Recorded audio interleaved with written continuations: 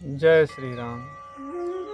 वाल्मीकि रामायण के 6वें सर्ग में आप सबका स्वागत है, अभिनंदन है। भगवान श्री सीताराम जी से प्रार्थना है कि आप सबका कल्याण हो, मंगल हो। कामी व न कदर्यो व नृशंसः पुरुषः क्वचित्। अयोध्या में कोई भी लष्टी वासना वाला व्यक्ति नहीं रहता था। किसी के मन में किसी के प्रति व्यभिचार वाली भावना नहीं रहती थी, सब सदाचारी होते थे। कदर्यो वा, कोई कायर नहीं होता था, सब शूरवीर होते थे। देश पर, धर्म पर, अपनी मान मर्यादा पर, राज्य पर मर मिटने के लिए सदा तत्पर रहते थे। धर्म की रक्षा के लिए बड़े से बड़ा बलिदान देने के लिए तत्पर रहते थे। और द्रष्टुम शक्यम अयोध्यायाम न विद्वान न च नास्तिकः। कोई भी आपको पूरी अयोध्या में मूर्ख नहीं मिलता था और न कोई नास्तिक रहता था, अर्थात सबकी भगवान में बहुत श्रद्धा थी, भक्ति थी, विश्वास रहता था। सब भगवान की ऊपर आश्रित रहते थे। सर्वे नराश्च नार्यश्च धर्मशीलाः सुसंयताः मुदितः शीलवृत्ताभ्यां महर्षयः इवात्मनाः। सभी लोग, नार और नारी धर्म से युक्त रहते थे, शीलवान होते थे और सुसंयता, अपने अपने यम नियम कानून से, अपने रीति रिवाज से, अपने धर्म से, परंपरा से जुड़े रहते थे। उसका पूरी जान लगा करके पालन करते थे, उससे विलग नहीं होते थे। मुदिताः शीलवृत्ताभ्याम, सब प्रसन्न रहते थे, सबके अंदर शील था।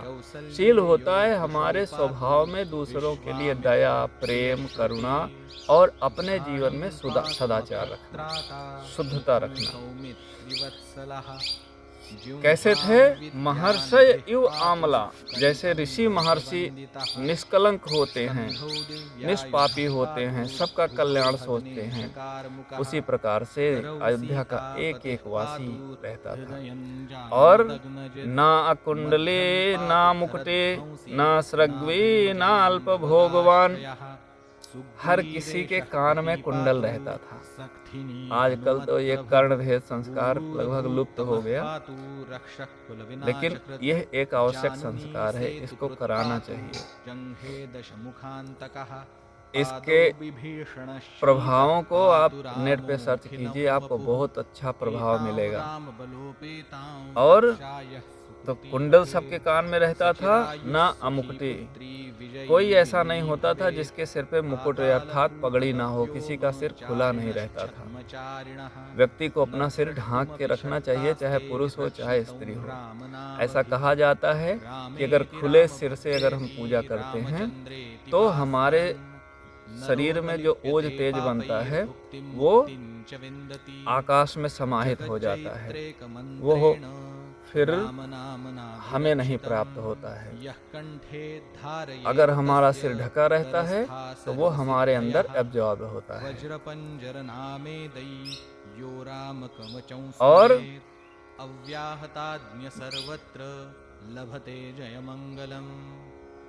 ना अल्प भोगवान, सब दीर्घायु होते थे, कोई अल्प आयु का नहीं होता था। और ना किसी के पास भोग के जीवन के संसाधन कम होते थे, सब में प्रचुर मात्रा में भोग और जीवन के जितने संसाधन होने चाहिए वो प्रचुर मात्रा में होते थे।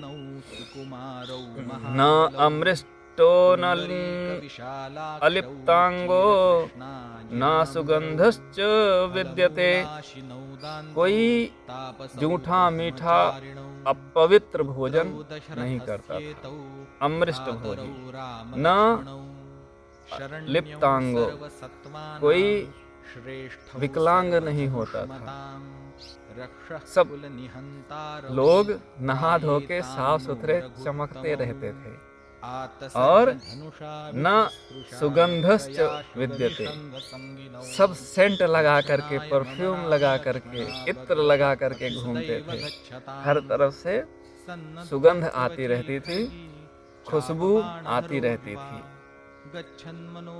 न मृष्ट भोजी न दाता नाप्यनंगद नस्कधृक् न हस्ताभरणो वापि दृश्यते नाप्यनात्मवान। न अमृष्ट भोजी, कोई जूठा मीठा भोजन नहीं करता था। न अदाता, कोई ऐसा नहीं था देने में, कुछ दान करने में जिसको नानी याद आ जाए, ऐसा कोई नहीं होता था। न अपि अनंग अनिष्क धृक्। अनिष्क और ये एक गहना होता है प्राचीन समय में। तो कह रहे हैं कि सारे लोग अलग अलग तरह के आभूषणों गहनों से हमेशा सुसज्जित रहते थे, भरे रहते थे, पूरा शरीर गहनों से सजा रहता था। और न हस्ताभरणो वापि, हाथ पैर शरीर सिर सब गहनों से सुसज्जित रहते थे। दृश्यते नाप्य अनात्मवान, हर कोई आत्मवान होता था, स्वाभिमानी होता था, प्रेमी होता था, दूसरे का सम्मान करने वाला होता था। कोई भी ऐसा व्यक्ति नहीं था जिसमें ये गुण ना होते हों। और नानाहित निर्यज्वा न क्षुद्रो वा न तस्करः कश्चिदासीद अयोध्यायां चावृत्तो न शंकरः। कह रहे हैं कि लोग अलग अलग प्रकार से, अनेकों प्रकार से यज्ञ रोज किया करते थे। वैसे हमारे पुराणों में 5 प्रकार के यज्ञ डेली कहे गए हैं। 5 यज्ञ प्रतिदिन करना चाहिए, और उनके बारे में किसी दिन समय निकाल करके हम आपको डिटेल में बताएंगे। 5 यज्ञ कौन कौन से हैं, बहुत कठिन वाले नहीं हैं। देव यज्ञ, पितृ यज्ञ, ब्रह्म यज्ञ। ब्रह्म यज्ञ तो है कि भगवान का मंत्र याद करके उनको प्रणाम कर लिया जाए। देव यज्ञ है जिसमें हवन करते हैं। पितृ यज्ञ वो है जिसमें कि हम पितरों के लिए कुछ दान कर दें, कौवे को खिला दें, चींटी को खिला दें। फिर अतिथि यज्ञ, किसी अतिथि के आने पर उसका मान सम्मान करें। ऐसे 5 यज्ञ हमारे यहाँ कहे गए हैं, और इनको निरंतर करते रहना चाहिए। तो आप सबका बहुत बहुत धन्यवाद। भगवान श्री राम जी से निवेदन है आप सबकी मनोकामनाएं पूर्ण हों। आप सब ऐसे जुड़े रहिए, सब्सक्राइब करिए, लाइक कीजिए, कमेंट कीजिए। जय श्री सीताराम।